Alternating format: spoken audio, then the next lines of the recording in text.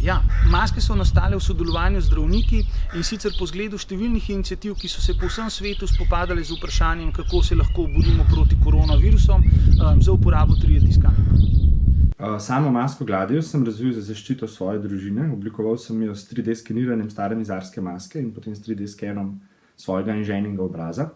Tako da ste nastali maske za zaščito fizičnih oseb Gladius Friends, ki jo vsak lahko natisne sebi oziroma prijatelju. Model je brezplačno dosegljiv na našem spletnem mestu.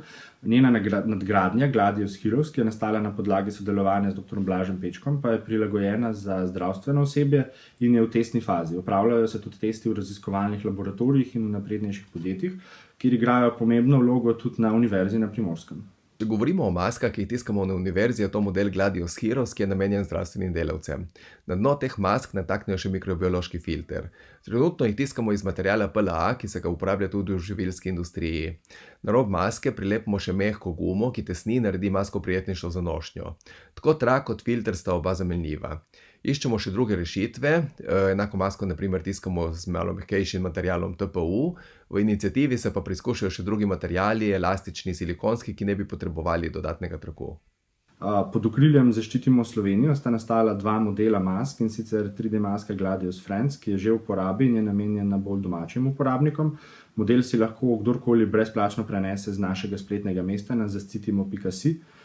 Ter 3D maska Gladius Heroes, za katero upamo, da jo bo uporabilo lahko zdravstveno osebje in je v testni fazi. Nekaj mask smo v bolnišnici že predali na testiranje, sedaj, ko smo se pa uskladili glede oblike, velikosti in tesnjenja, pa jih bomo naredili celo serijo. Masko se lahko po vsaki uporabi seveda tudi razkoži. S Centrom odličnosti in Orenju za bolnišnico izdelujemo tudi vizirje. Sedaj pa poskušamo narediti še adapterje med celoobraznimi maskami, naprimer takimi, ki jih uporabljamo za potapljanje, ali pa maskami, ki se uporabljajo v lakirnicah in prej omenjenimi mikrobiološkimi filtri. Akcija je pokazala spet eno dobro lastnost Slovencem, ki si pomagamo v takih kriznih časih in vsi sodelujoči delujemo svoj čas, opremo in filamente, zato da pomagamo drug drugemu.